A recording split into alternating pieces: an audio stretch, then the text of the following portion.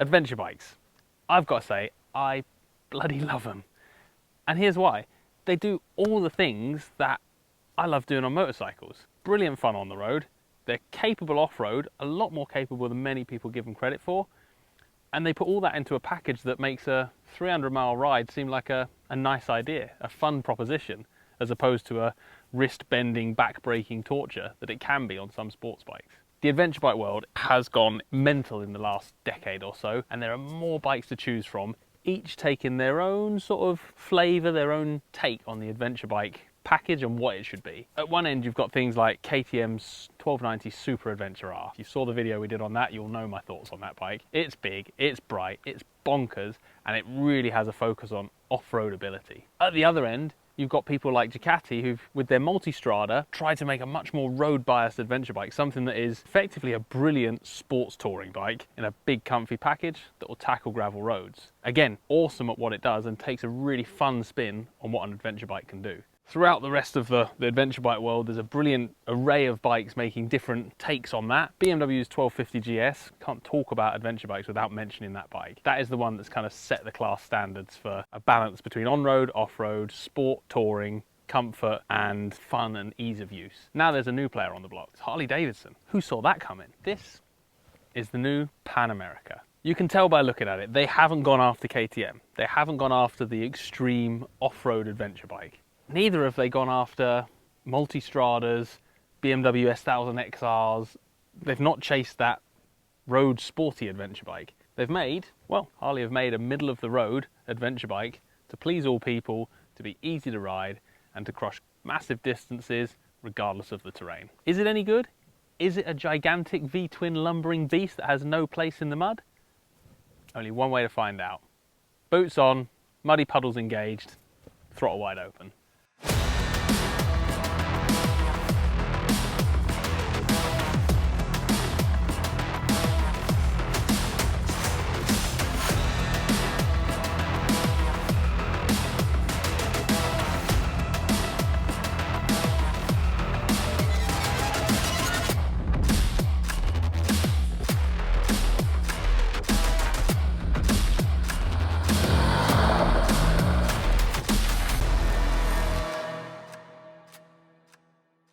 First thing I've got to say about it is not at all what I expected. If you think a Harley is going to be a big old school slow revving V-twin, thudding along, simple, low seat, comfy, you'd be wrong with this one.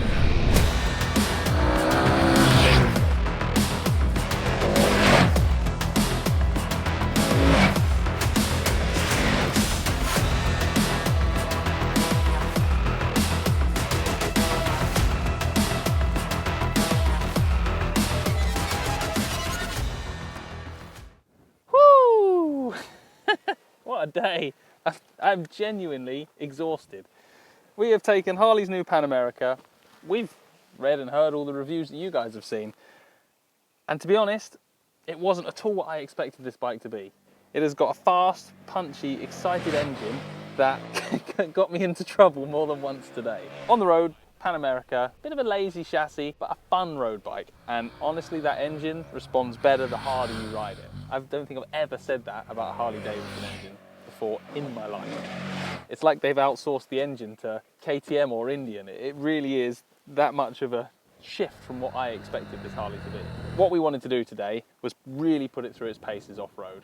We've not done massive touring miles, we've not done a massive road review of it. I wanted to take the Pan America and see how it performed as an off-road adventure bike.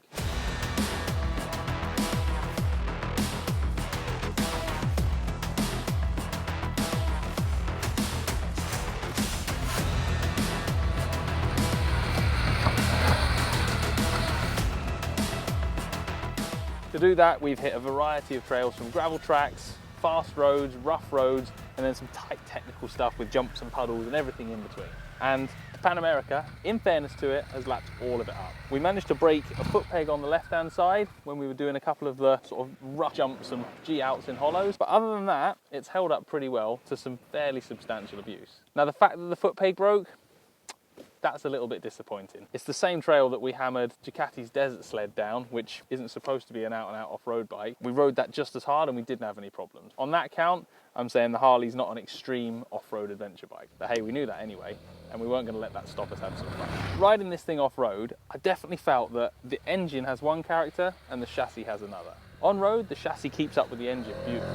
Off-road, when the engine's straining at the leash and wanting you to go harder and hit things faster, it's the chassis that cries enough. I had more than one sort of wiggle and shake of the bars on rough sections, and the suspension was having to work so hard to keep up with the pace that the motor constantly wants you to push at. Now, if you're a more self-controlled human than I am and a little less childish, you can ride this at a cruisy pace off-road, put the suspension in a soft, comfortable setting, and it's a great cruisy trail bike. But if you let the engine goad you on, you'll quickly find the limits of the chassis. Now let's have a few hits and misses around the Harley. Things I liked, things I didn't. So things I liked about the Pan America: riding position. They've got that pretty good. If I'm being super critical, the foot pegs felt a little high to me. But on the whole, I found it comfortable when I'm stood up and comfortable sat down, and was able to control the bike properly off-road using the foot pegs with a nice wide bar. Big tick from me there. That good riding position is a standout feature on any adventure bike. Something else I loved was the dash and the controls on the switch cubes. Lots of bikes have lots of features these days. At 14 grand, the quality of the switch gear, quality of the dash is really high, and I found everything really simple to work out how it happened. The only thing that took me a little bit of thinking was trying to get the ABS off on the rear wheel. You have to press and hold the mode button when you're in off-road mode. Once I'd sussed that, no gripes at all. A really well thought out and well laid out instrument system. I'm going to pick on a few things now. This screen. Come on, Harley, you can do better than that. It's actually a nice system to lift and lower the screen, and the screen works reasonably well, but it wobbles all over the place and it's got a little bit of distortion in the top, so if you're trying to read the trail ahead of you, you've got this kind of weird screen thing when you're sitting down. One other niggle I had, every now and then when I started it when it was hot, I got this weird, I think it was trying to tell me something, probably stop riding me so hard on these trails. Not a problem, the bike always started, but if I'd bought a brand new bike and 9 times out of 10 it started and 1 time out of 10 it went, I'd be a little bit annoyed. So why does it make that weird squeak noise? Well, you know what? It's something we've seen on quite a few very, very high-tech bikes recently. Stuff with electric suspension, stuff with TFT dashes and ABS modules. Motorcycles like that draw a lot of power, and we've still got a fairly small battery in them. So I kind of think, my suspicion is that it's the battery's running a little bit out of power, so that when you need to start it in that situation, it just has a little freeze moment, takes a while, and then comes back on. That's Chris's engineering assessment from poking buttons and looking at dashes. If anyone's got a better suggestion, I'll be happy to hear it. Something else I really liked about the Harley, the foot pegs. Rubber inserts, great comfy for road riding, 2 bolts, out they come. You've got nice metal footrests for good grip and control off-road. Even better, the rear footrests have got it as well. So if you're riding off-road with a pillion, you can put them on a metal foot peg and they can have the same grip the rider has. That probably only pleases a very small percentage of people, but I like riding off-road with a pillion, and having metal foot pegs for the pillion, massive thumbs up from me. Something else I want to pick on Harley for, this grab rack, 2.5 kilos max. 2.5 kilos, that's a big sandwich and that's it. I know there are limits to how much weight and you can put on the back of a bike. I know there are limits to what luggage you can put on a bike, but come on, 2.5 kilos.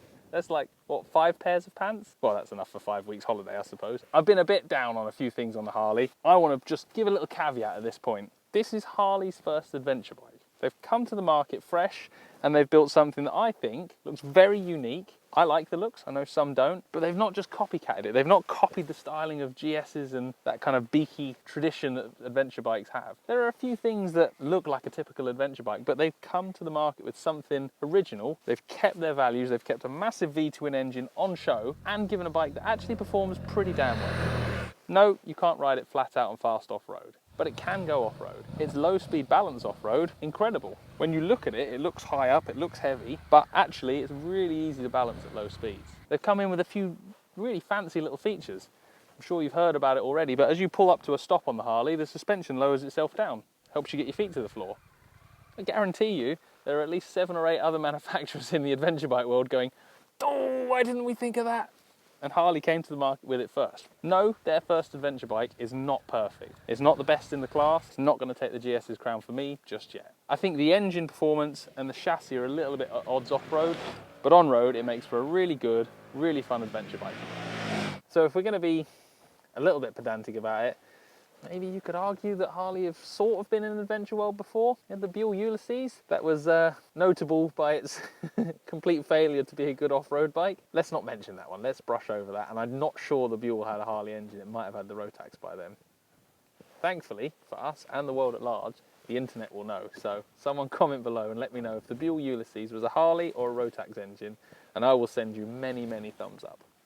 Now, where does this fit in adventure bike world? It's not a GS, it doesn't have the off-road performance of the KTMs, and it's not the kind of focused road bike that you see from things like the BMW S1000 XR. In the middle, there are a whole range of bikes. I think this is an easier to ride and better composed bike than, say, a Suzuki V-Strom, and it definitely has more off-road bias than that, but it definitely has less off-road bias than, say, a Tiger 800 or even the Triumph Tiger E-Sport.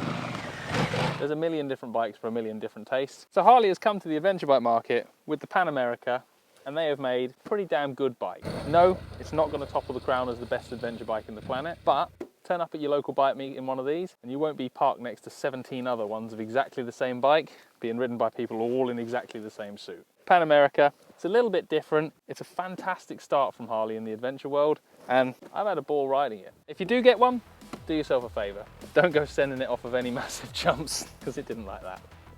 Sorry little heart.